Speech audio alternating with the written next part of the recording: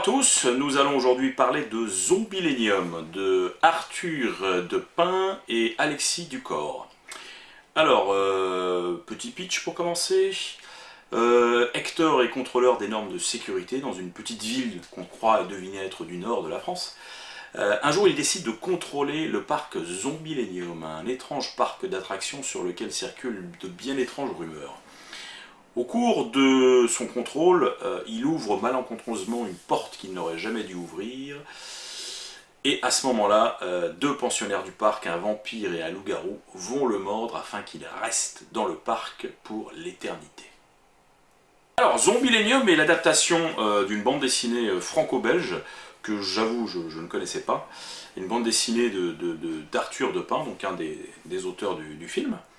Voilà, j'ai l'occasion un petit peu de jeter un coup d'œil sur la bande dessinée. Donc visiblement, c'est une bande dessinée qui cible plutôt les ados. Là, on a une adaptation qui est plutôt un film voilà, qu'on peut conseiller à partir de, on va dire, 8 ans.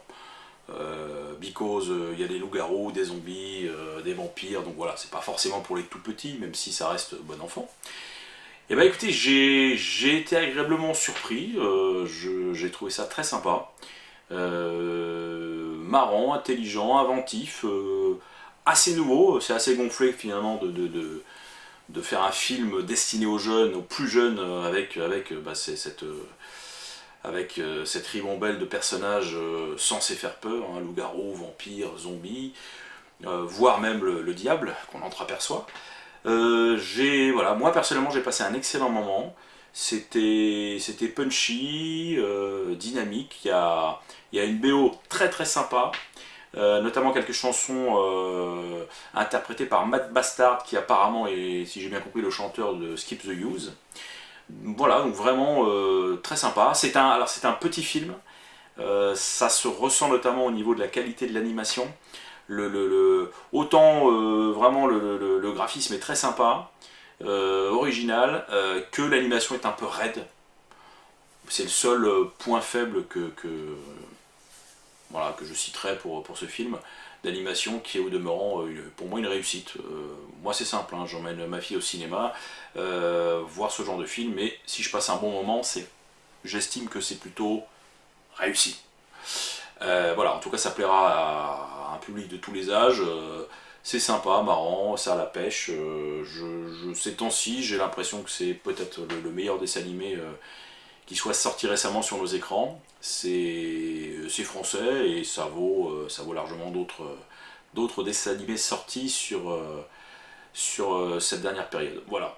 Je vais demander à la personne de petite taille qui m'accompagnait de vous parler également de ce film.